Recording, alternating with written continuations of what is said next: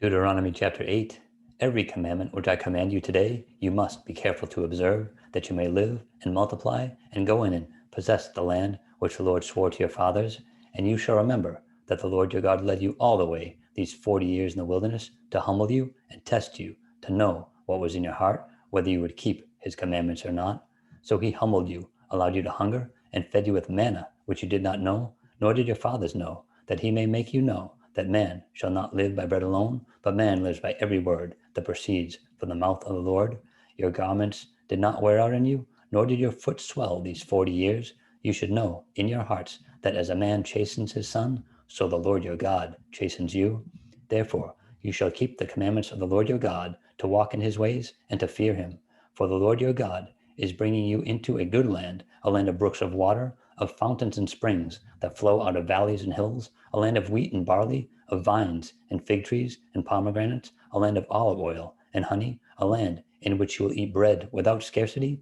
in which you will lack nothing, a land whose stones are iron, and out of whose hills you can dig copper. When you have eaten and are full, then you shall bless the Lord God for the good land which he has given you.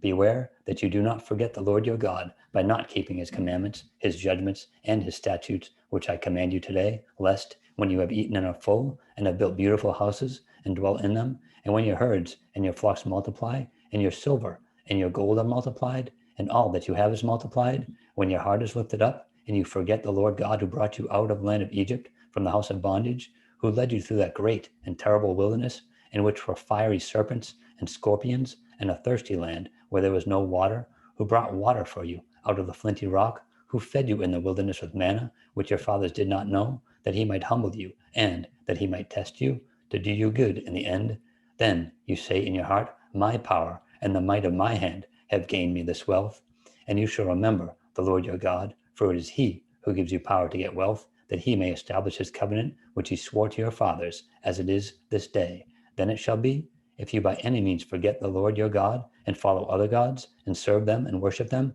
I testify against you this day that you shall surely perish. As the nations which the Lord destroys before you, so you shall perish, because you would not be obedient to the voice of the Lord your God.